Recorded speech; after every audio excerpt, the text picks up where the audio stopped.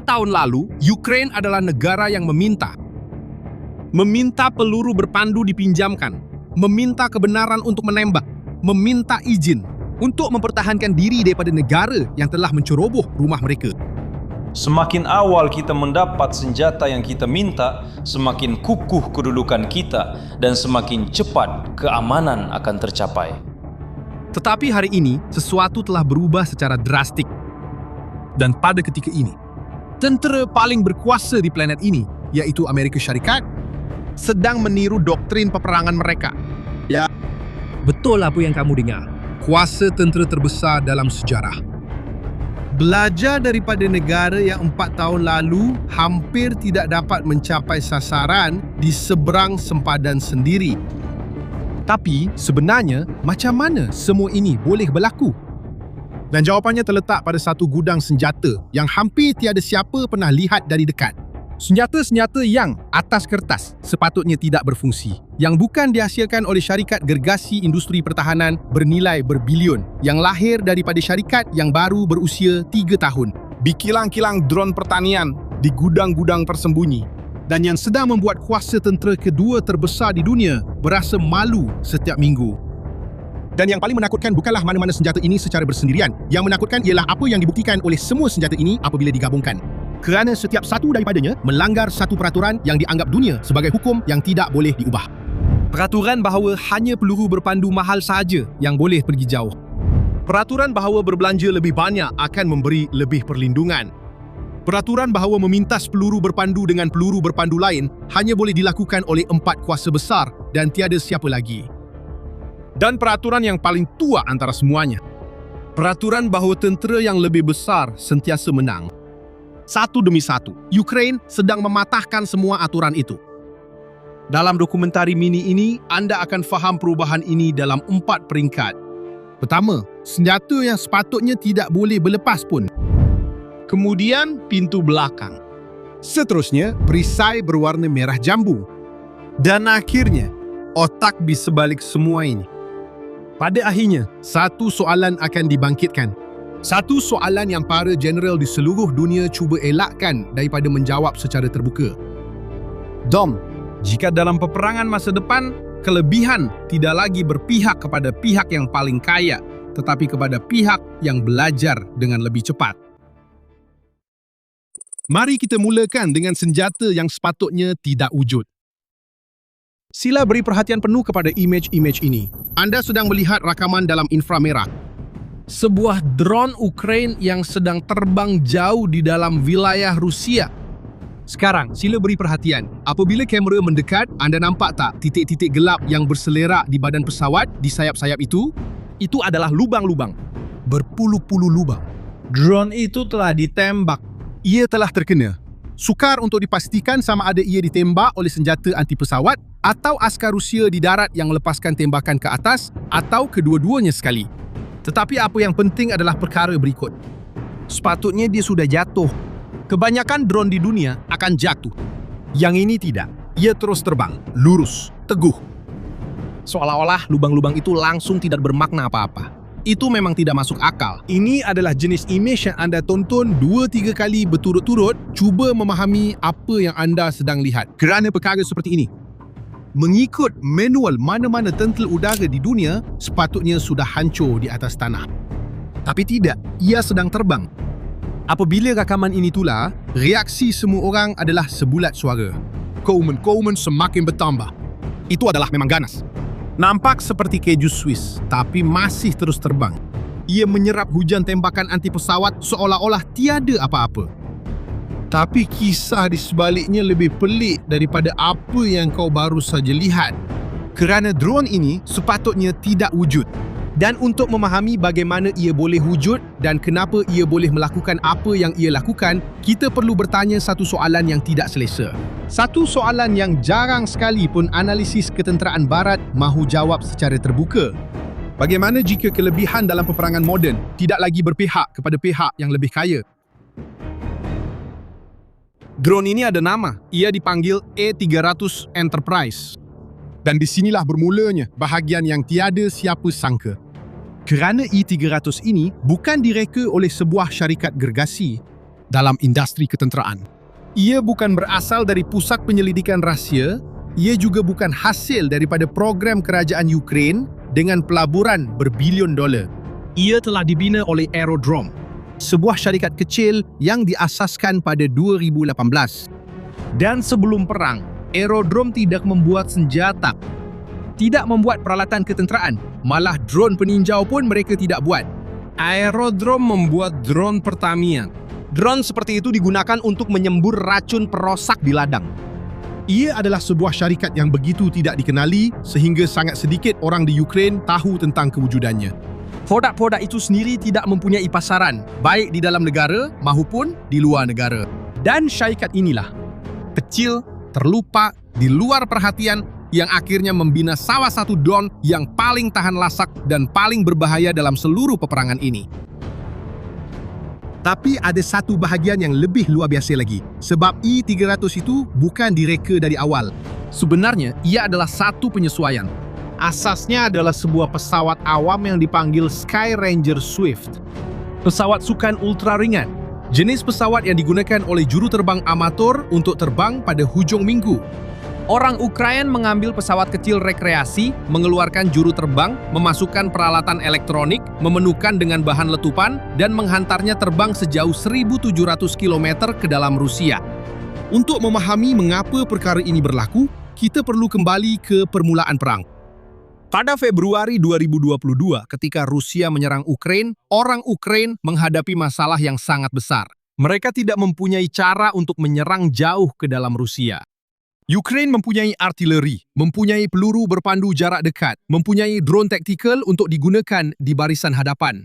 Tetapi, untuk menyerang sasaran beratus atau beribu kilometer di dalam wilayah Rusia, hampir tiada apa-apa. Sekutu Barat mempunyai peluru berpandu jarak jauh yang boleh melakukan tugas itu, tetapi mereka enggan menyerahkan senjata tersebut. Dan apabila akhirnya mereka menyerahkan, mereka menghadkan penggunaannya. Tidak boleh menyerang di dalam Rusia, tidak boleh sasarkan ini, tidak boleh sasarkan itu. Ukraina sedang diserang oleh sebuah negara sebesar benua dengan sasaran terpentingnya dilindungi oleh jarak ribuan kilometer dan dilarang untuk membalas di titik yang paling menyakitkan pihak lawan. Jadi, penyelesaiannya mesti datang dari dalam. Dan disitulah Aerodrome tampil mengisi kekosongan itu. Syarikat itu tidak bermula dari sifar. Sejak 2015, syarikat itu telah membangunkan drone dengan kapasiti muatan yang signifikan. Pada mulanya untuk pertanian, kemudian untuk penghantaran sivil. Pada tahun 2017, mereka melancarkan prototipe yang mampu membawa 60 kg. Dan pengalaman ini bertahun-tahun sebelum sesiapa pun memikirkan tentang perang, akhirnya terbukti menjadi aset paling berharga yang dimiliki oleh syarikat itu. Kerana membawa 60 kg racun perosak dari segi kejuruteraan tidak begitu berbeza dengan membawa 60 kg bahan letupan. Apabila perang bermula, Aerodrome menggunakan apa yang sudah mereka tahu buat dan mengembangkannya. Mereka mengambil pesawat ringan Sky Ranger Swift, mengukuhkan strukturnya supaya boleh mengampung lebih berat, memasang tangki bahan api tambahan untuk memanjangkan jarak penerbangan, dan menyambungkan segala yang diperlukan pada pesawat itu supaya ia boleh terbang sendiri. Kawalan jauh melalui satelit, navigasi autonomi, penghantaran data secara nyata. Hasilnya ialah I-300 Enterprise, kapasiti muatan sehingga 300 kg. Autonomi 8 hingga 12 jam di udara. Kelajuan jelajahnya sederhana, iaitu 130 km sejam. Jarak rasmi antara 800 hingga 1.500 km. Dan dengan muatan yang dikurangkan dalam misi sehala, terdapat laporan penerbangan yang hampir mencecah 3.000 km. Untuk memberi konteks, ini adalah jarak yang lebih jauh berbanding banyak peluru berpandu jelajah barat. Dan di sini ada satu maklumat dalam spesifikasi yang nampak kecil, tapi akan menjadi salah satu yang paling penting dalam keseluruhan projek ini. Lihat sekali lagi pada kelajuan pelayaran, 130 km sejam. Itu sangat perlahan. Begitu perlahan sehingga nampak seperti kecacatan dalam reka bentuk. Sebuah pesawat tentera biasa. Terbang 3, 4, 5 kali lebih laju. Dan walaupun begitu, Pada kelajuan itulah Aerodrome memutuskan untuk mengekalkan I-300. Sebabnya, simpan soalan itu. Jawapannya akan muncul kemudian dalam video ini, dan apabila ia muncul, ia akan mengubah cara anda melihat seluruh mesin ini. Ada satu lagi perkara menarik tentang projek ini. E-300 pada asalnya dibentangkan oleh Aerodrome sebagai drone pengangkutan untuk kargo. Benda untuk menghantar alat ganti ke barisan hadapan, memindahkan yang cedera, membawa bekalan. Versi serangan mendalam datang kemudian dan ia berlaku dengan pantas. Pada bulan Mac 2023, Aerodrome menandatangani kontrak dengan Kementerian Pertahanan Ukraine. Pengeluaran secara besar-besaran telah bermula. Dan kurang dari setahun kemudian, E-300 mula muncul di tempat-tempat di mana Rusia bersumpah bahawa ia tidak akan pernah diserang.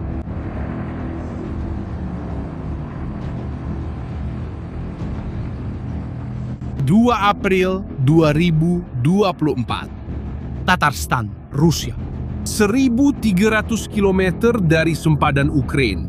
Ini adalah jenis tempat yang disebut dalam manual peperangan sebagai kedalaman strategik. Sebuah wilayah yang begitu jauh dari barisan hadapan sehingga orang Rusia menganggap mustahil serangan Ukraine boleh sampai ke sana. Untuk menyerang Tatarstan, perlu melepasi seluruh sistem pertahanan udara. Pertahanan udara Rusia bahagian barat, melepasi radar, melepasi pangkalan jet pejuang, melepasi jantung industri Rusia. Tiada siapa di Tatarstan percaya bahawa mereka berada dalam bahaya. Dan memang di Tatarstan, di Bandar Yalabuga, dalam kawasan yang dikenali sebagai Zon Ekonomi Khas Yalabuga, Rusia telah membina sesuatu yang sangat berharga untuk mesin perangnya. Sebuah kilang drone, bukan kilang biasa, kilang itu. Disitulah Rusia mula memasang pada skala industri drone Shahed 136 yang dinamakan semula oleh Rusia sebagai Zeran 2 yang dilancarkan setiap malam ke atas bandar-bandar Ukraine. Drone-drone itu yang berdengung seperti motosikal dan melanggar bangunan kediaman, loji janekuasa serta hospital. Kilang di Yalabuga adalah komponen utama mesin ini. Pada pagi 2 April itu, sekitar jam 6, semuanya berubah. Kamera keselamatan dan penduduk tempatan merakam apa yang berlaku. Sesuatu muncul di langit Yalabuga. Ia bukan peluru berpandu. Ia bukan pesawat pejuang. Ia adalah sebuah pesawat kecil, terbang sendirian, rendah, perlahan. Sesiapa yang melihat dari jauh menyangka ia adalah pesawat ultra ringan, mungkin seseorang yang telah sesat. Mungkin masalah laluan, tapi bukan. Ia adalah drone Ukraine, tanpa juru terbang. Dalam laluan terus. Terbang berjam-jam dalam garis hampir lurus, merentasi seluruh wilayah barat Rusia tanpa dipintas. Dan dalam beberapa saat, ia menjunam ke arah kompleks kilang itu. Letupan itu cukup besar untuk didengari di seluruh bandar.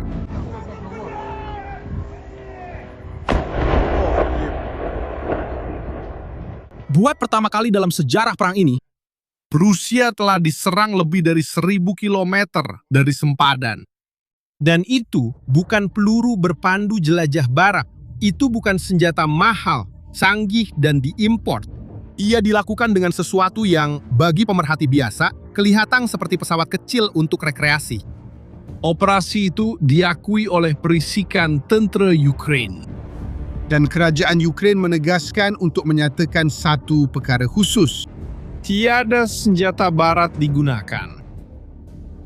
Semuanya buatan tempatan teknologi Ukraine termasuk drone yang terbang sejauh 1.300 km. Drone itu adalah drone ultra ringan awam yang telah diubah menjadi senjata. Beberapa analisis sumber terbuka mengenal pasti ia serasi dengan E-300 Enterprise. Yang lain pula sebagai model serupa berdasarkan Aeroprac E-22. Dalam apa jua keadaan, ini menandakan kali pertama jenis platform ini, pesawat awam yang diubah suai menjadi senjata jarak jauh, mengenai sasaran jauh di dalam Rusia. Dan E-300 akan menjadi contoh paling terkenal bagi kategori baru ini. Serangan ke atas Yalabuga hanyalah permulaan.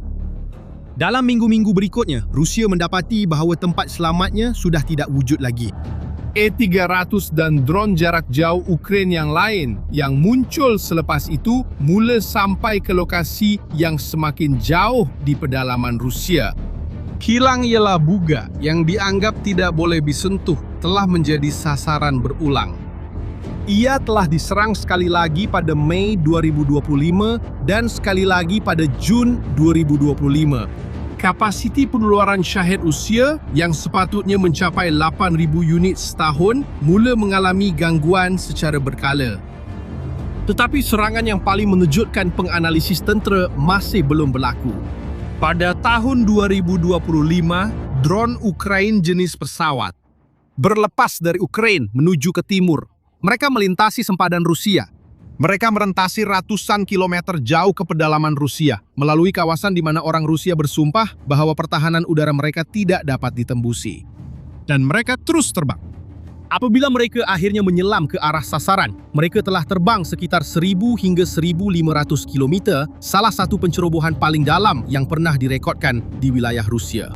Sasarannya ialah Gazprom Neftekhim Salafat, sebuah kompleks petrokimia gergasi di Bashkortostan, sebuah wilayah di kaki pergunungan Ural di hujung wilayah Eropah Rusia.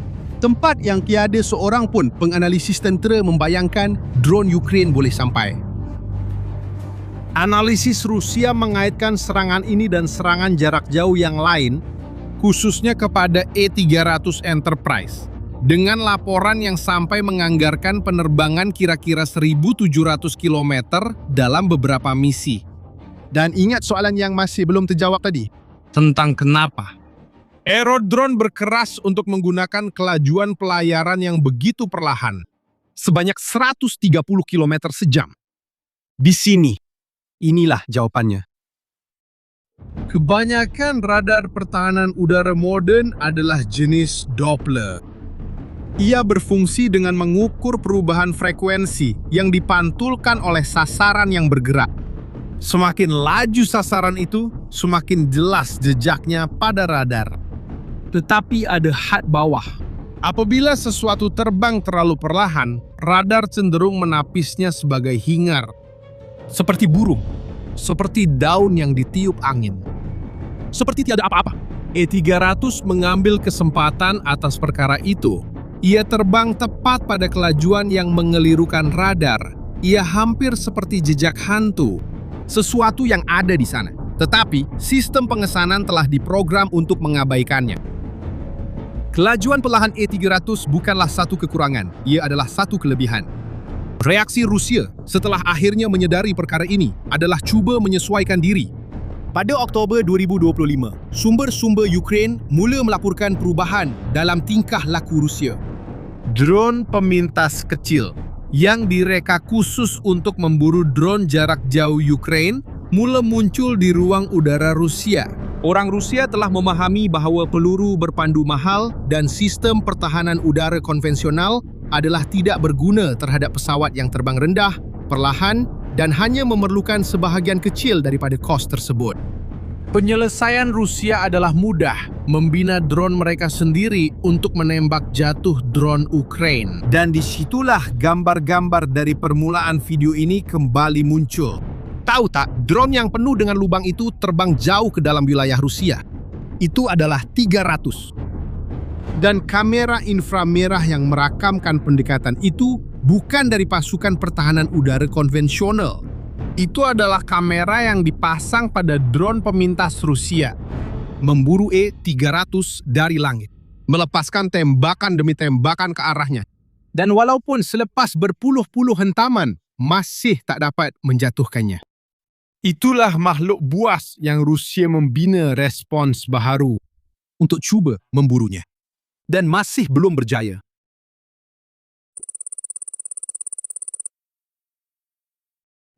Anda sedang melihat drone diangkat oleh belon. Ia benar-benar dimatikan.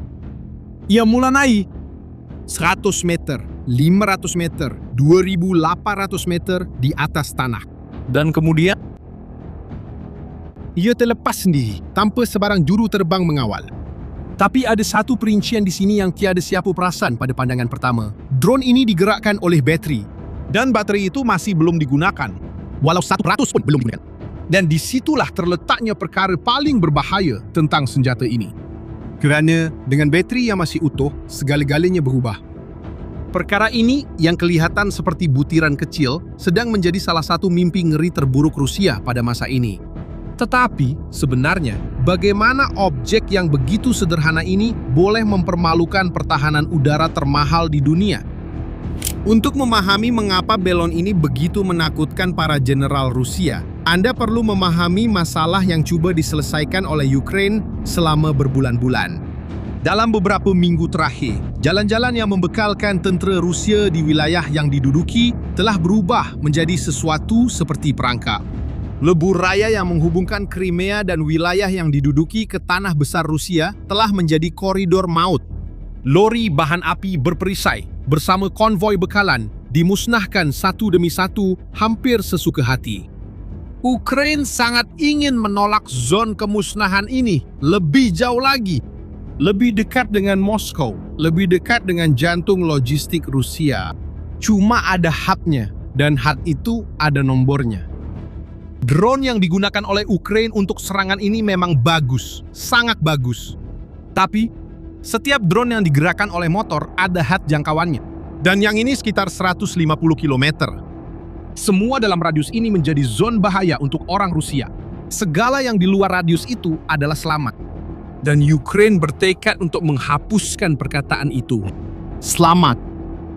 Supaya Anda dapat gambaran tentang betapa besarnya tekanan itu. Antara Februari dan April 2026, Presiden Zelensky mengumumkan bahawa Ukraine telah meningkatkan jumlah serangan jarak sederhana 4 kali ganda. Ya, 4 kali ganda. Dalam masa 3 bulan. Tapi walau sebanyak mana mereka tingkatkan jumlahnya, had maksimum 150 km itu tetap ada. Malangnya, enjin drone itu tidak kenal kompromi. Jadi, soalan yang mula ditanya oleh jurutera Ukraine adalah berbeza. Ia bukan tentang bagaimana membina drone yang lebih berkuasa. Ia adalah sesuatu yang jauh lebih licik. Bagaimana jika kita boleh membawa drone itu jauh lebih dekat dengan sasaran sebelum pun menghidupkan enjinnya? Dan di sinilah kisah ini mula menjadi benar-benar menarik. Kerana jawapan yang mereka terima bukan datang dari makmal canggih. Ia datang daripada teknologi yang tentera sudah lama gunakan untuk tujuan lain. Sebelum itu, Anda perlu mengenali senjata di tengah-tengah semua ini. Dan nama yang mengejutkan, orang yang berada di sebaliknya. Drone itu dipanggil Hornet. Ia adalah sebuah pesawat sayap tetap yang ringan dengan kecerdasan buatan terbina dalam. Dan bahagian ini sangat penting. Kerana kecerdasan buatan membolehkan ia mencari dan menyerang sasaran sendiri. Walaupun apabila pihak Rusia cuba menghalang isyarat kawalan. Di medan perang yang dipenuhi gangguan elektronik, ini hampir merupakan satu kelebihan yang tidak adil. Tetapi di sinilah terdapat satu butiran yang hampir tiada siapa tahu mengenai Hornet. Ia tidak dicipta oleh syarikat pertahanan milik kerajaan tradisional. Ia dibangunkan oleh sebuah syarikat yang diasaskan dan dibiayai oleh seorang individu yang namanya anda mungkin kenal dari tempat yang sama sekali berbeza. Eric Schmidt, bekas pengerusi eksekutif Google. Ia lelaki yang membantu membina enjin carian terbesar di dunia, kini membiayai drone perang dengan kecerdasan buatan. Dan bukan secara diam-diam. Pada Julai 2025, perjanjian untuk membekalkan drone ini kepada Ukraine telah ditandatangani secara peribadi dengan Presiden Zelensky yang turut hadir. Matlamat yang dinyatakan adalah untuk menghasilkan ratusan ribu unit dan meningkatkan lagi pada tahun 2026. Hornet membuktikan nilainya dengan begitu cepat sehingga tentera Amerika Syarikat sendiri mula berlatih dengannya dalam latihan di Lithuania, Poland dan Jerman. Maksudnya, ia bukan prototipe eksperimen. Ia adalah senjata yang telah diuji, dihasilkan secara besar-besaran dengan dana dari lembah silikon yang membiayainya. Tapi walaupun senjata terbaik di dunia, dengan kecerdasan buatan terbaik di dunia, masih terhalang oleh had itu. 150 km. Dan penyelesaian untuk menembusi had itu bukan terletak pada drone. Ia terletak pada satu titik buta yang Rusia sendiri pun tidak tahu mereka ada. Untuk memahami titik buta ini, Anda perlu faham bagaimana pertahanan udara Rusia berfungsi. Dan ia berfungsi secara berlapis-lapis. Disusun mengikut ketinggian. Di bawah, dekat dengan tanah. Sehingga kira-kira 1,5 kilometer tinggi. Mesingan dan meriam automatik. Berjaya melawan apa sahaja yang terbang rendah. Sedikit lebih tinggi, sehingga kira-kira 3 kilometer. Drone pemintas semakin kerap digunakan untuk memburu drone lain. Dan di atas itu, baiklah, di situ keadaannya berubah. Di atas 3 kilometer, Rusia hampir tidak mempunyai pilihan lain. Peluru berpandu jenis darat ke udara, sangat mahal. Ditembak dari sistem seperti Pansir, Tor, S-300, dan S-400 yang terkemau.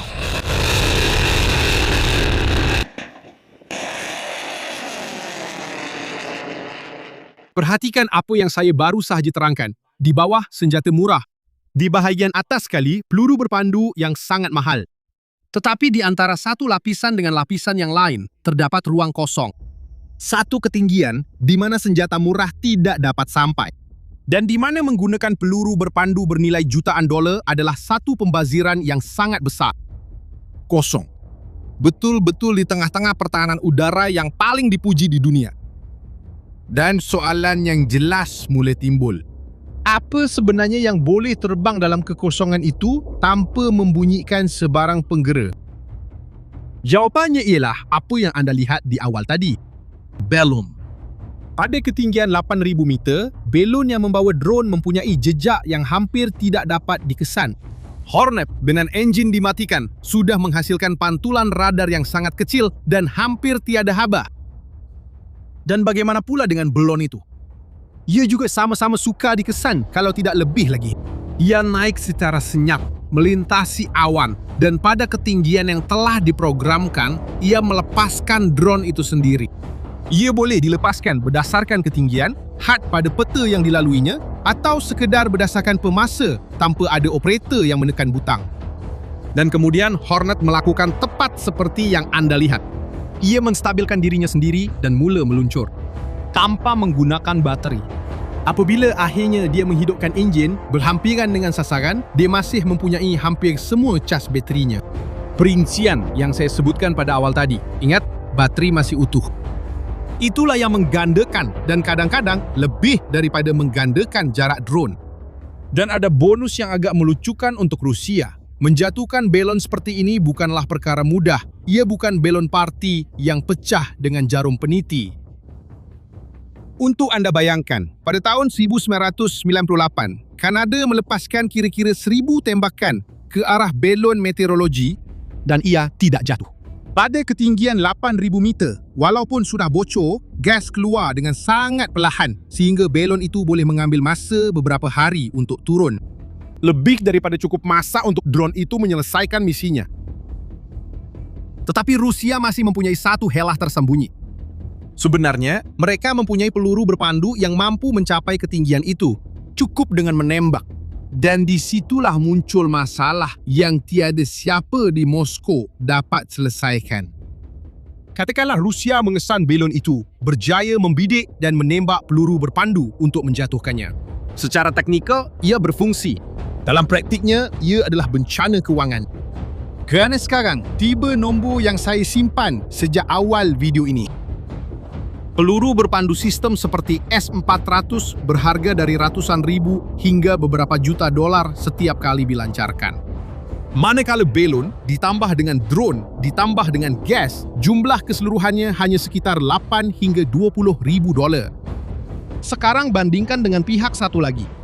Untuk cuba menjatuhkan semua itu tanpa jaminan kejayaan pun, Rusia perlu menggunakan peluru berpandu yang harganya setara dengan sebuah banglo. Atau beberapa buah. Gandakan itu dengan berpuluh-puluh serangan, beratus-ratus, dan anda akan faham kenapa ini tidak dapat diteruskan. Dan ada lagi, stok peluru berpandu Rusia bukanlah tidak terhad.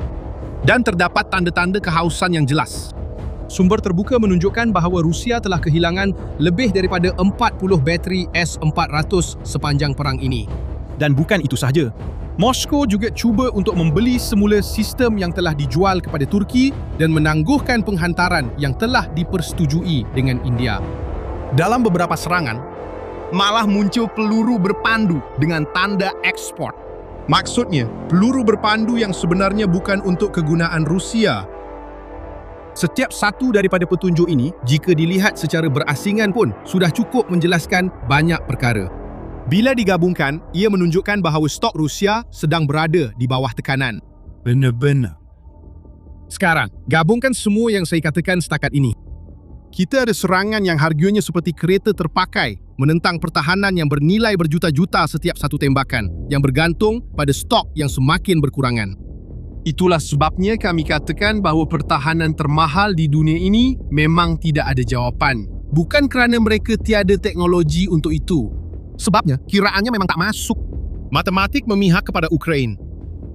Sekarang, ambil satu belon yang anda lihat pada permulaan tadi dan daratkan dengan 1000. Kerana lebih kurang begitulah yang sedang Ukraine lepaskan ke udara. Sejak akhir 2025, lebih daripada 1000 belon telah dilepaskan ke wilayah Rusia untuk pelbagai tujuan. Dan sekarang, dengan varian yang membawa Hornet, setiap kilometer wilayah Rusia yang kelihatan selamat kini tidak lagi selamat. Dan ini bukanlah teori. Hornet sudah pun berada dalam pertempuran. Sekarang, Kor pertama Azov dari Pengawal Nasional Ukraine telah mengesahkan penggunaan sistematik drone-drone ini terhadap laluan bekalan Rusia. Dan para juru terbang itu berkata, meronda jalan-jalan sehingga 160 km di belakang garisan hadapan, terbang di atas bandar Donetsk yang diduduki, lebih 50 km dari garisan hadapan. Pada 10 Jun 2026, drone dari pasukan yang sama menyerang pelabuhan Mariupol. Hasilnya ialah gangguan bekalan elektrik di kawasan itu. Yang terkena ialah tangki bahan api, pencawang elektrik, peralatan radar, dan juga menara kawalan. Dalam satu serangan sahaja, bandar itu kehilangan sebahagian besar keupayaannya sebagai pusat logistik. 5 hari sebelum itu, pada 5 hari bulan, tiba giliran laluan kereta api yang membekalkan Crimea. Dan di salah satu laluan tentera utama ke Semenanjung itu, iaitu Novorossiya, trafik Rusia merosot dengan mendadak. Penurunan itu mencecah 71%. Dan tahu tak apa kesan terkumpul daripada semua ini. Krisis bahan api terburuk di Crimea sejak Rusia mengambil alih Semenanjung itu pada 2014. Dan Kremlin yang hampir tidak pernah mengakui kelemahan, terpaksa mengakui secara terbuka besarnya masalah ini. Dan semua yang anda lihat setakat ini dilakukan dengan drone. Dan belon hanyalah langkah seterusnya. Ia adalah penyelesaian untuk membawa Hornet yang sama itu lebih jauh ke dalam dengan kos yang lebih murah ke arah sasaran yang Rusia sangka berada di luar jangkauan. Lihat, saya perlu katakan, cerita ini masih jauh dari tamat. Apabila Ukraine meningkatkan pengeluaran dan memperhalusi teknik, kemungkinan besar kita akan melihat belon pelancar ini digunakan dalam pertempuran dengan lebih kerap dalam beberapa bulan akan datang. Namun, mungkin pengajaran terbesar daripada video ini bukanlah mengenai Ukraine atau Rusia. Ia mengenai satu ilusi. Ilusi bahawa berbelanja lebih menjamin lebih perlindungan. Rusia telah melabur selama beberapa dekad dan berbilion-bilion membina sebuah tembok di langit. Dan Ukraina pula menemui pintu belakang.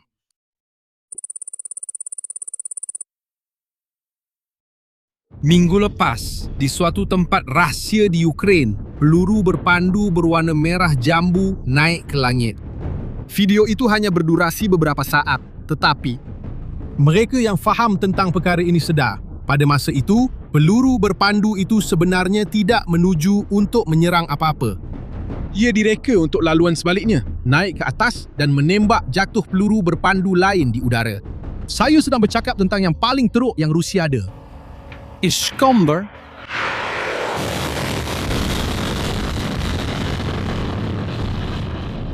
Tonkinzo yang menyerang bandar-bandar Ukraine hampir setiap minggu. Dan di sinilah kisah ini menjadi pelik.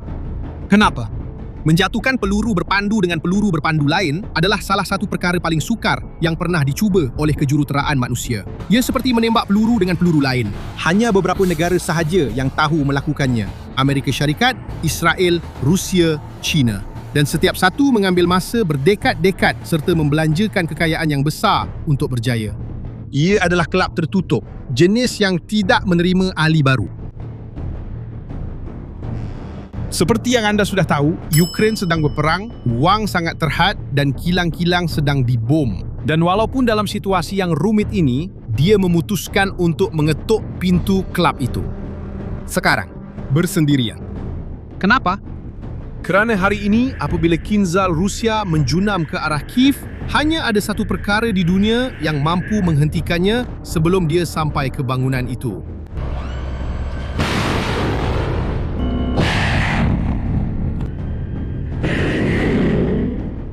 Peluru berpandu Patriot Amerika, tapi ada masalah. Ukraine baru saja menemui sesuatu yang sangat membimbangkan tentang peluru berpandu ini. Untuk memahami apa yang Ukraine temui, kita perlu kembali beberapa bulan ke belakang kepada sebuah peperangan yang pada pandangan pertama tiada kaitan langsung dengan Ukraine. Perang Amerika Syarikat menentang Iran. Selama berminggu-minggu, Iran melancarkan peluru berpandu dan drone ke atas pangkalan Amerika Syarikat dan negara-negara sekutu di benua itu. Dan Amerika Syarikat membalas dengan satu-satunya cara yang ada, melancarkan peluru berpandu Patriot. Banyak Patriot.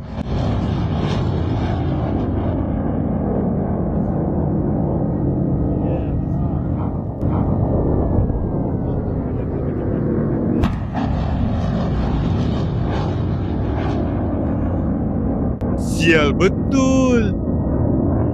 Dalam sedikit lebih daripada sebulan, perang menentang Iran, Amerika Syarikat telah menggunakan lebih daripada separuh stok peluru pemintas Patriot mereka, antara 1,000 hingga 1,400 peluru berpandu dalam masa 40 hari. Dan bukan hanya Amerika sahaja. Menurut anggaran penganalisis, jumlah stok peluru berpandu Arab Saudi, Emiria Arab Bersatu, Qatar, dan Israel telah berkurang hampir 90%. Sekarang fikirkan, apa maksudnya untuk negara yang telah hidup di bawah serangan peluru berpandu selama 4 tahun? Ukraine sentiasa bergantung pada pemintas ini dan tiba-tiba mendapati bahawa pemilik stok tersebut telah menggunakan separuh daripadanya dalam perang lain. Penghantaran ke Ukraine telah perlahan. Beberapa daripadanya telah digantung. Seorang penganalisis tentera barat merumuskan situasi itu tanpa sebarang diplomasi. Pemintas seperti Patriot, lupakan saja. Rakyat Ukraine tidak akan menerimanya. Tetapi ayat yang paling tepat menggambarkan saat ini datang dari dalam. Dmytro Kuleba ialah Menteri Luar Negeri Ukraine. Beliau telah bertahun-tahun mengetuk pintu demi pintu, merayu untuk mendapatkan Patriot. Dan sekarang beliau berkata seperti berikut. Bolehkah kita bergantung kepada Patriot? Saya rasa kita tidak boleh lagi. Itulah penemuannya. Payung Amerika memang wujud, tapi ada barisan. Dan Ukraine faham bahawa mereka berada di hujung barisan itu, di belakang pangkalan Amerika, di Timur Tengah, di belakang Israel, di belakang Taiwan. Sekarang, anda mesti sedang berfikir, baiklah, stok dah berkurang, tapi boleh je buat lagi kan?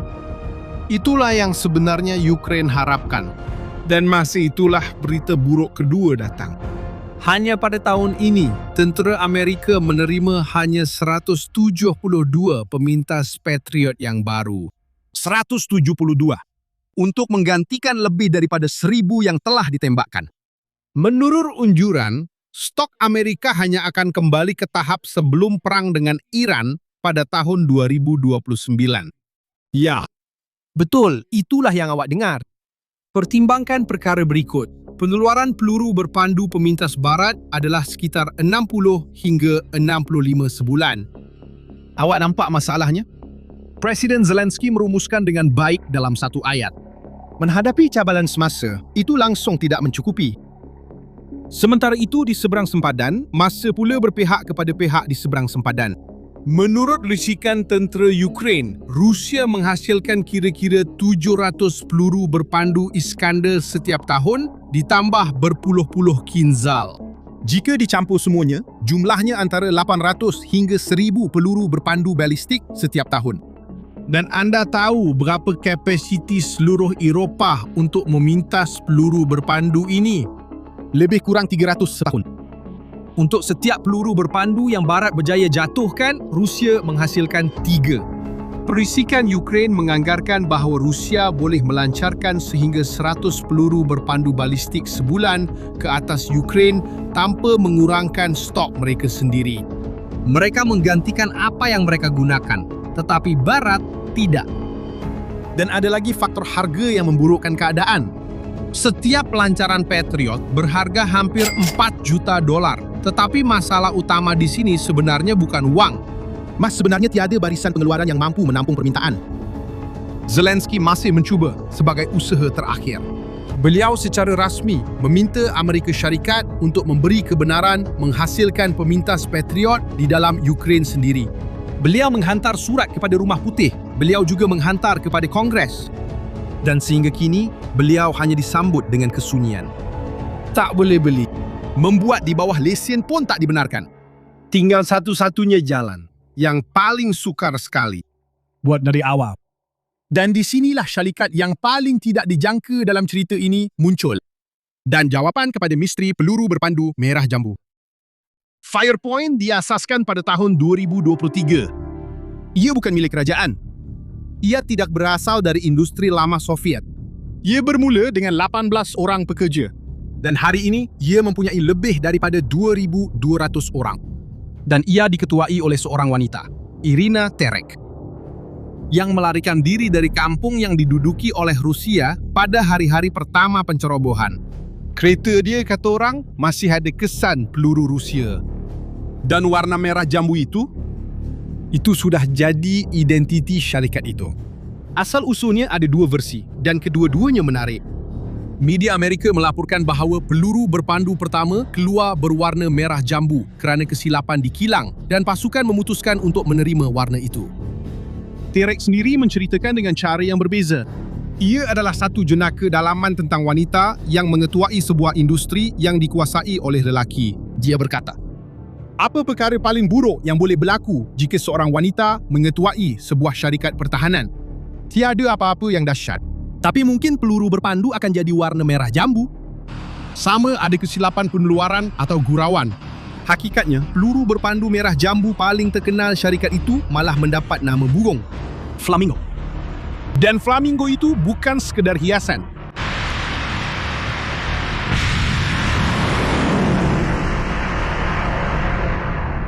Pada bulan Februari tahun ini, peluru berpandu Flamingo telah mengenai kilang Votkinsk yang terletak 1,400 km di dalam Rusia.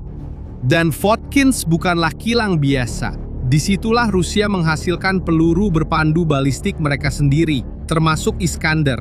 Maksudnya, syarikat peluru berpandu merah jambu itu sudah membuktikan dalam pertempuran sebenar bahawa mereka tahu bagaimana untuk melancarkan peluru berpandu jauh dan tepat.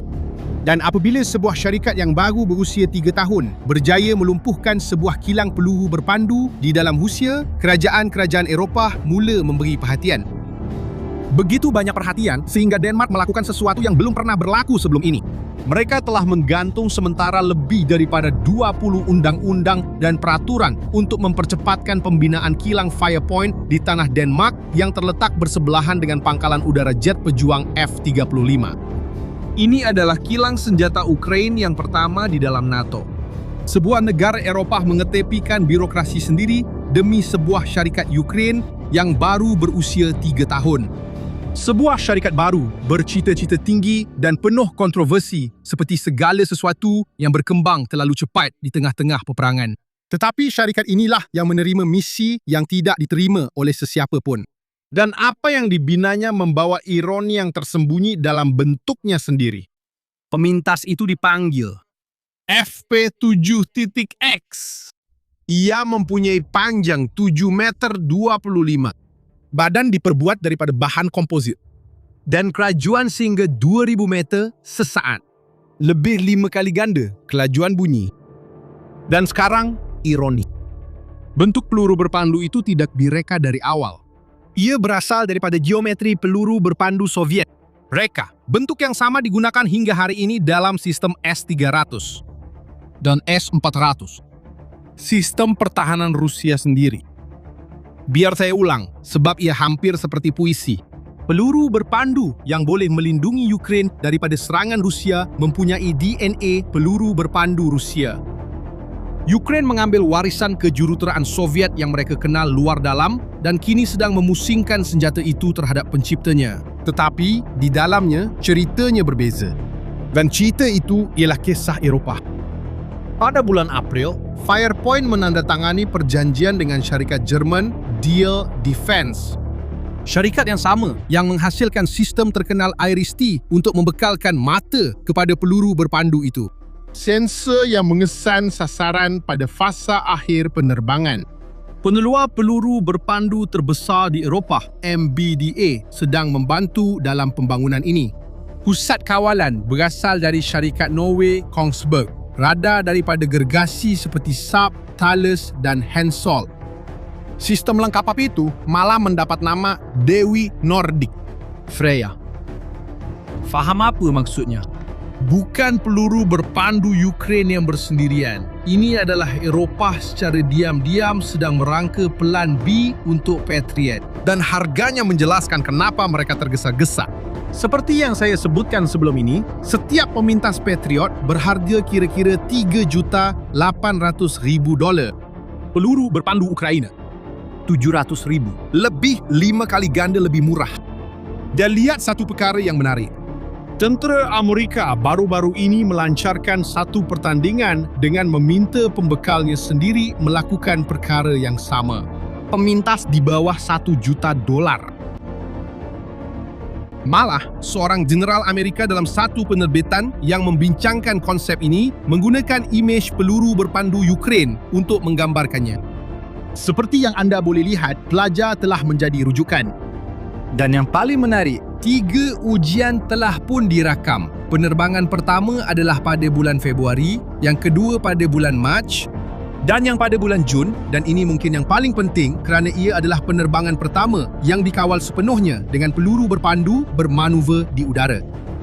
Menurut Financial Times, peluru berpandu itu mencapai ketinggian 25 km. Sebuah wilayah yang sebelum ini milik Patriot. Pengasas bersama syarikat itu mengesahkan ujian tersebut kepada akhbar dan berkata pengeluaran besar-besaran boleh bermula seawal Ogos dengan 3 peluru berpandu sehari. Tapi sudah tentu, perjalanan di hadapan masih panjang. Pemintasan sebenar yang pertama hanya dijadualkan pada akhir 2027. Sehingga itu, Freya hanyalah satu pertaruhan. Tapi perhatikan satu perkara, kerana inilah idea paling penting dalam video ini. Walaupun dia bercakap, keputusan untuk membinanya sudah pun mendedahkan kebenaran. Zaman apabila perlindungan Amerika dianggap sesuatu yang pasti. Sesuatu yang dianggap pasti seperti terbitnya matahari. Zaman itu telah berakhir. Ukraine hanyalah negara pertama yang menerima berita itu kerana ia satu-satunya yang mengetahui perkara sebegini di bawah pengeboman. Banyak negara seperti Israel contohnya mempunyai perisai mereka sendiri. Ukraine sedang membina perisainya sendiri dan ia berwarna merah jambu.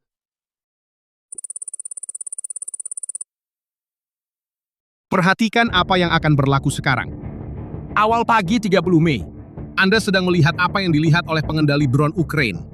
Kamera termong, hitam dan putih. Dan di bawah sana, askar-askar Rusia sedang tidur 100 km dari barisan hadapan. Jauh dari mana-mana parit. Betul di dalam wilayah yang diduduki. Mereka rasa selamat di situ. Tapi sebenarnya tidak. Lelaki-lelaki ini dari Brigade ke-64. Nama itu sendiri tidak bermakna apa-apa. Tetapi nama sebuah bandar kecil berhampiran Kiev menceritakan segalanya. Bucha. Pada awal pencerobohan pada tahun 2022, tentera Rusia telah menduduki Bucha. Dan apabila mereka berundur, dunia menyaksikan kengerian yang telah mereka tinggalkan. Orang awam dihukum mati dengan tangan terikat, kubur besar. Dan brigade yang dikatakan bertanggungjawab atas jenayah-jenayah ini adalah brigade yang sama. Putin sebaliknya menganugerahkan pingat kepada brigade itu atas kepahlawanan. 4 tahun kemudian, inilah brigade yang ditemui sedang tidur oleh drone-drone Ukraine. Dan mereka menyerang 21 kali dalam satu malam. Tanpa seorang pun askar Ukraine menjejakkan kaki ke tanah. Dendam telah dibalas. Tetapi itu adalah bahagian yang paling kurang penting dalam cerita ini. Kerana ada satu soalan yang tiada siapa tanya. Bagaimana Ukraine berjaya menemui lelaki-lelaki ini? Bagaimana drone boleh sampai ke titik yang tepat pada malam yang tepat 100 km ke dalam? Dan jawapan kepada soalan-soalan ini telah mengubah keseluruhan peperangan. Kerana apa yang mereka gunakan bukanlah senjata. Ia adalah sesuatu yang tidak dijangka, yang sehingga tidak lama dahulu digunakan untuk mengemas kini Google Maps. Serangan yang anda baru sahaja lihat bukanlah nasib semata-mata. Ia bukanlah satu operasi atau tindakan khas yang dirancang selama berbulan-bulan. Ia adalah rutin. Satu lagi malam bekerja bagi pasukan yang baru sahaja mengumumkan. Satu angka yang tiada tentera dalam sejarah moden pernah dedahkan. Pada 4 Jun, Komander Pasukan Drone Ukraine, Robert Brovdi, telah menerbitkan laporan tahunan operasi. Menurut kiraan Ukraine, setiap misi direkodkan satu demi satu dalam sistem digital yang dipanggil Delta, yang menyimpan video dan bukti bagi setiap serangan. Pasukan itu sahaja telah menewaskan 100,082 askar Rusia dalam 358 hari. Supaya anda faham betapa besarnya perkara ini, apabila Putin menceroboh Ukraine pada 2022, dia telah menugaskan kira-kira 190,000 orang untuk operasi itu. Dia fikir itu sudah cukup untuk menawan seluruh negara dalam masa 3 hari. Kerana satu pasukan Ukraine sahaja dalam setahun telah menghapuskan lebih daripada separuh jumlah itu. Tetapi ada butiran dalam data ini yang lebih mengganggu daripada jumlah keseluruhan. Daripada 100,000 itu, 53,000 telah mati. 46,000 cedera. Lebih ramai yang mati daripada yang cedera. Ia mungkin kelihatan seperti statistik. Bukan, dalam semua peperangan abad ke-20, sebaliknya yang berlaku.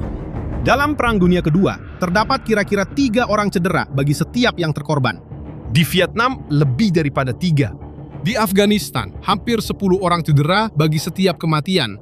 Di barisan hadapan Rusia hari ini, keadaannya terbalik. Dan tafsiran yang paling mungkin untuk perkara ini adalah menakutkan. Pihak yang menyerang tidak menyebarkan serpihan secara rawak. Mereka memilih tepat di mana serangan itu akan mengenai sasaran. Memang benar bahawa angka-angka ini datang dari kedua-dua pihak dalam peperangan, dan di saluran ini kami sentiasa melabelkan sumbernya. Tetapi kecenderungan ini telah disahkan secara bebas. Media Zona, kumpulan kewartawanan penyiasatan Rusia yang mengira jumlah kematian dengan menggunakan obituari dan notis pengebumian, mengesahkan melalui nama lebih daripada 156,000 anggota tentera Rusia terbunuh sejak permulaan pencerobohan, dan menunjukkan tahun 2025 sebagai tahun paling berdarah sepanjang perang ini. Dengan 40% lebih banyak obituari diterbitkan berbanding tahun sebelumnya. Dan di situ soalan menjadi tidak dapat dielakkan. Kenapa?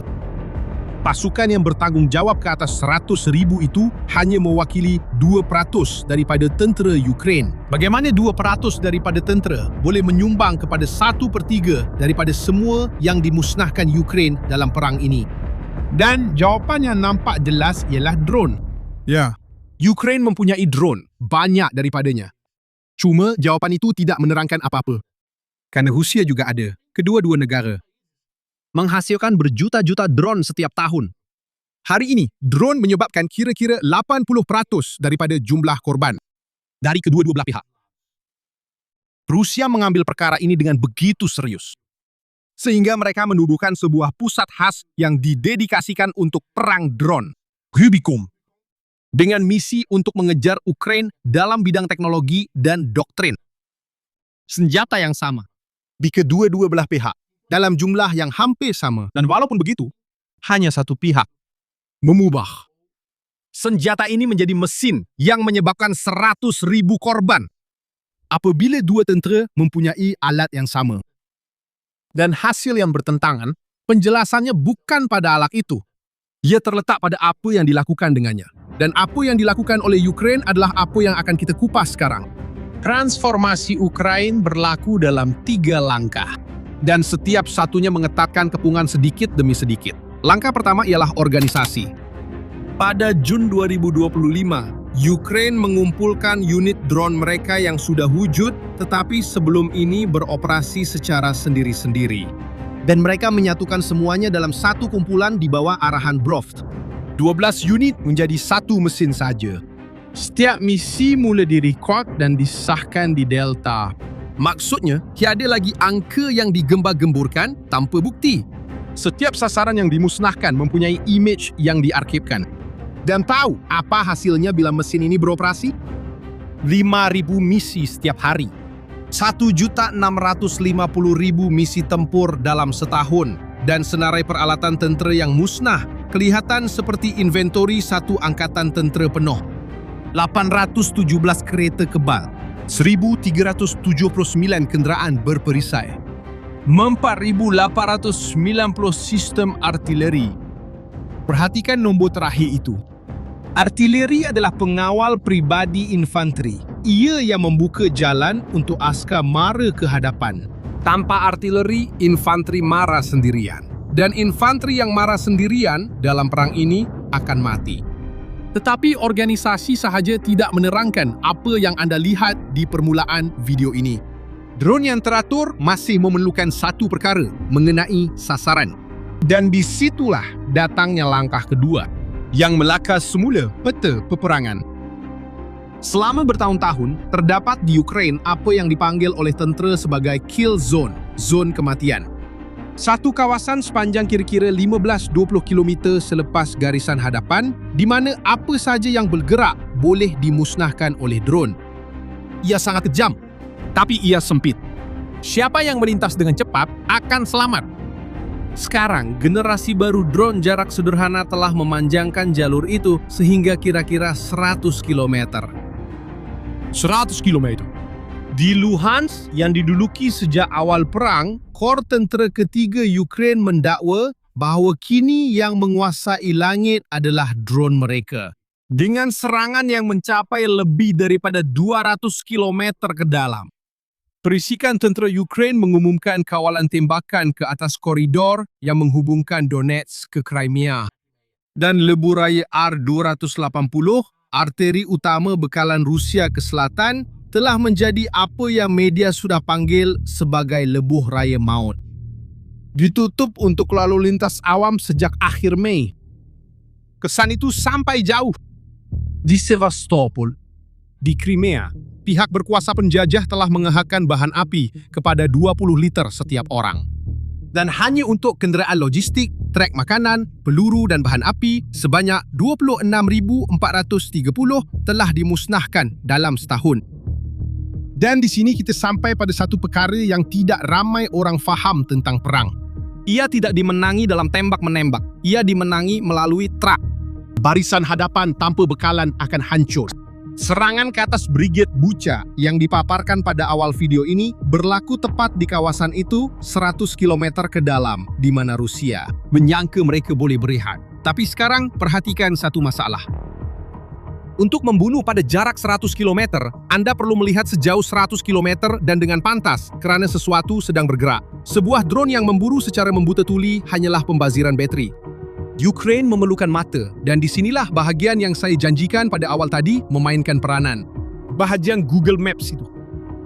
Dan untuk anda faham bagaimana ia berfungsi, biar saya ceritakan satu operasi sebenar yang didedahkan oleh Wall Street Journal. Orang Rusia menyembunyikan depot peluru di dalam bekas silo bijirin. Bagi mana-mana drone yang terbang di atas, ia hanya kelihatan seperti silo sahaja. Tetapi di telefon bimbit askar-askar Ukraine, mereka menerima image satelit. Dan cukup hanya membandingkan gambar baru dengan gambar lama di tempat yang sama untuk semuanya kelihatan. Struktur-struktur yang sebelum ini tidak wujud. Dan kesan teknologi tentera yang masih baru. Disahkan, drone berlepas. Dan apa yang anda sedang lihat sekarang ialah sebuah gudang peluru Rusia yang sedang dimusnahkan. Image ini datang dari satelit komersial, satelit persendirian. Syarikat utama ialah Ventor dari negeri Colorado yang beroperasi dengan rakan kongsi dari Amerika Syarikat, Belanda dan juga Ukraine sendiri. Dan di sinilah bahagian yang muncul. Ia kelihatan seperti fiksyen. Ini adalah satelit yang sama yang mengemaskini Google Maps dan memantau aktiviti penangkapan ikan haram. Rangkaian ini mengambil gambar 7 juta kilometer persegi setiap hari. Dan ia melintasi titik yang sama sehingga 15 kali sehari. Sebelum ini, gambar seperti itu akan dihantar untuk analisis di ibu pejabat di Kiev. Ia mengambil masa berjam-jam, kadang-kadang berhari-hari. Apabila maklumat sampai ke barisan hadapan, sasaran sudah pun pergi. Sekarang, gambar itu sampai ke telefon bimbit askar dalam masa 15 minit. Masa antara menemui dan memusnahkan sasaran telah menurun sebanyak 90%. Menurut Wall Street Journal, ini adalah kali pertama dalam sejarah yang diketahui bahawa imej satelit komersial terus diberikan kepada askar untuk membimbing keputusan pertempuran secara masa nyata. Fikirkan apa maksudnya dalam praktik. Setiap pasukan kecil Ukraine memainkan dua peranan pada masa yang sama. Satu mata di angkasa dan tukul di udara. Drone itu hanyalah tukul. Yang menentukan di mana hendak memukul ialah satelit. Dan sekarang Anda pasti tertanya-tanya, adakah ini komersial? Adakah ia dijual? Kenapa Rusia tidak beli sahaja juga? Dia sudah cuba sekali-kalinya. Dan setiap pintu tertutup di hadapannya. Membeli imej satelit barat tidak boleh kerana sekatan. Tiada syarikat barat yang menjual kepada Rusia. Bagaimana pula kalau kita cuba improvisasi dengan Starlink? Orang Rusia menggunakan terminal yang diseluduk untuk berkomunikasi dan untuk meluaskan jangkauan drone mereka sendiri. Sehinggalah pada Februari 2026, sekatan terhadap terminal-terminal itu menjadi sistematik. Menurut Institut untuk Kajian Perang, salah satu pusat analisis yang paling dihormati di Barat, perkara ini telah menghentikan serta-merta keupayaan Rusia untuk melancarkan serangan jauh ke dalam wilayah lawan. Rusia memang bertaruh pada drone gentian optik yang kebal terhadap gangguan. Tetapi satu-satunya kilang gentian optik di negara itu, di Bandar Saransk, telah terhenti sejak drone Ukraine menyerangnya pada Mei 2025. 4 juta kilometer gentian setiap tahun terhenti. Rusia kini bergantung kepada China, malah untuk kabel sekalipun. Dan tamparan paling ironik datang daripada Kremlin sendiri. Dengan menyekat telegram di dalam Rusia kerana takut maklumat tidak terkawal, mereka telah memutuskan komunikasi tidak rasmi yang digunakan oleh unit-unit Rusia sendiri untuk berkoordinasi di barisan hadapan. Faham coraknya? Dan kelebihan Ukraine bukanlah teknologi yang boleh dicuri atau ditiru. Ia adalah satu ekosistem. Satelit swasta, syarikat sekutu, program, data mengalir dalam beberapa minit. Dan ekosistem tidak boleh dibeli di tengah-tengah peperangan. Rubicon, pusat perang drone Rusia yang saya sebutkan tadi, sedang berusaha mengejar. Tetapi mereka sedang mengejar sesuatu yang bergerak lebih pantas daripada mereka. Dan hasil daripada semua ini sudah pun terlukis di atas peta. April 2026. Buat pertama kali sejak Ogos 2024, Rusia kehilangan lebih banyak wilayah daripada yang diperolehnya. Mereka berundur lebih banyak daripada mara ke hadapan. Kadar kemarahan Rusia telah merosot daripada hampir 10 km persegi sehari pada tahun lepas kepada kurang daripada 3 tahun ini. Institut itu sendiri secara jujur mengakui bahawa sebahagian daripada penurunan pada bulan April mungkin disebabkan oleh faktor bermusim. Lumpur musim bunga menghalang sebarang serangan. Tetapi trend ini telah menurun bulan demi bulan sejak November. Dan bukan hanya penganalisis yang mengatakan perkara ini. Anton Gerashchenko, penasihat kerajaan Ukraine, merumuskan keadaan seperti berikut. Kemarahan Rusia hampir terhenti di sebahagian besar garisan hadapan. Hanya segelintir sektor sahaja yang masih mencatatkan kemajuan. Dan jumlah korban Rusia terus meningkat. Didorong menurutnya tepat oleh kelebihan teknologi yang Anda baru sahaja ketahui. Serangan besar-besaran musim bunga yang dijanjikan oleh Kremlin telah berjaya ditahan. Baiklah kawan-kawan, Tiada keamanan tanpa drone, dan di sana ada banyak artileri dan musuh sedang melalui hari yang sukar.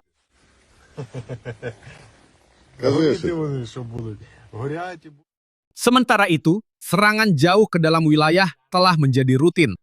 Kapal korvet tidak menunjukkan sebarang perubahan. Jika ada perubahan, tampilkan. Perubahan. Jika ada, tampilkan. Saint Petersburg. Perarakan kemenangan di Moskow tanpa satu pun kenderaan berperisai di jalanan.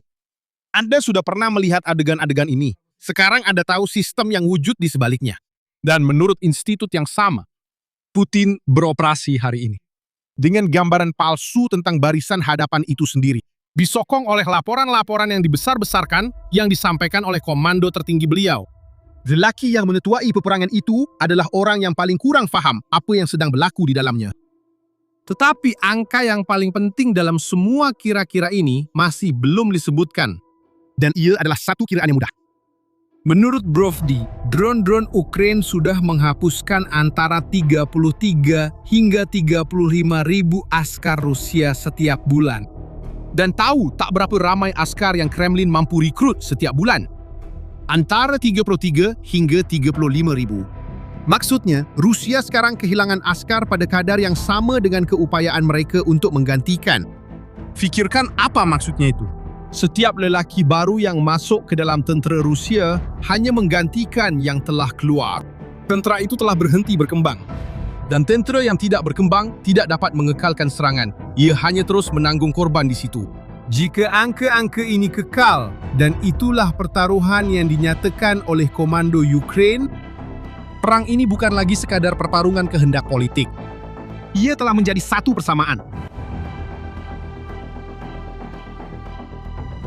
Dan hari ini, persamaan itu tidak memihak kepada Rusia. Itulah sebabnya, balas dendam terhadap Brigade Bucha adalah bahagian yang paling kurang penting dalam cerita ini. Apa yang Anda lihat pada kamera terma itu bukanlah serangan. Itu adalah sistem yang berfungsi. Satelit itu mengesannya. Data itu sampai dalam beberapa menit. Drone itu yang melakukannya. Ukraina tidak memenangi perlombaan drone. Dia telah menyelesaikan satu persamaan. Dan yang menyelesaikannya bukanlah senjata. Ia adalah kelajuan maklumat. Dan ini terpakai jauh melangkaui perang ini. Buat pertama kalinya, telah terbukti di medan perang bahawa jumlah tidak mengalahkan maklumat. Bahawa negara kecil boleh menahan serangan kuasa nuklear jika dapat melihat lebih pantas daripadanya. Yang merupakan bukti terbesar bahawa dunia telah memahami mesej itu. Komando Operasi Khas Amerika Syarikat sudah pun mengintegrasikan jenis sistem yang sama untuk askar-askar mereka sendiri. Tentera paling berkuasa di dunia meniru Ukraina. Pelajar telah menjadi guru. Dan kisah ini baru sahaja bermula. Kekuatan Brovdi dijangka akan menggandakan jumlahnya pada tahun kedua. 200,000 korban. Orang Rusia, mereka bakal berdepan tugas yang sukar. Persamaan itu akan diuji dalam beberapa bulan akan datang.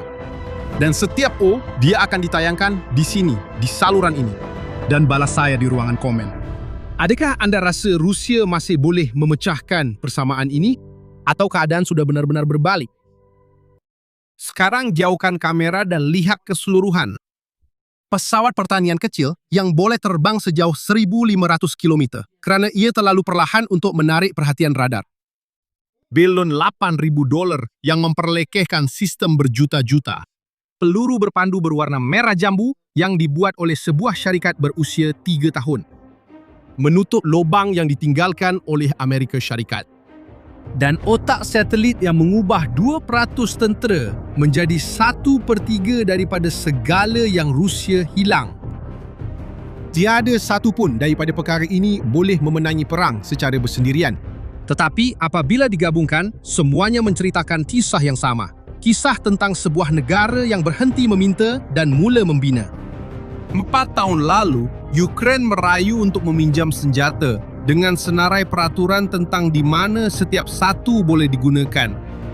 Hari ini, Ukraina menguji lebih daripada 50 senjata baharu setiap tahun, menghasilkan berjuta-juta drone, mengekspor teknologi kepada sekutu dan melihat tentera terkuat di dunia meniru doktrin yang diciptanya. Di bawah pengeboman. Pelajar telah menjadi guru. Dan itulah sebabnya soalan tadi pada permulaan sangat penting, jauh melangkaui peperangan ini. Selama berabad-abad, dunia percaya bahawa peperangan memihak kepada mereka yang mempunyai bajet terbesar, tentera yang terbesar, teknologi yang paling mahal. Ukraine sedang membuktikan di medan perang sebenar bahawa mungkin perkara itu sudah berakhir, bahawa jumlah besar tidak mengalahkan daya cipta, bahawa wang tidak mengalahkan kreativiti. Dan dalam peperangan yang akan datang, kelebihan mungkin bukan pada siapa yang membelanjakan lebih banyak, tetapi pada siapa yang belajar dengan lebih cepat. Jika perubahan ini mengubah cara anda melihat perang ini, tekan butang suka yang sangat membantu saluran ini dan langganlah. Kerana kisah ini masih jauh dari tamat. Setiap senjata baru, setiap ujian, setiap babak dalam perubahan ini akan dikongsikan di sini. Dan saya ingin tahu pendapat anda. Dalam era baru ini, anda bertaruh pada pihak mana? Pihak yang mempunyai senjata paling banyak atau pihak yang lebih pantas, lebih murah dan lebih kreatif? Tulis di bawah ini. Saya baca semua komen. Terima kasih kerana menonton. Jumpa lagi di video seterusnya.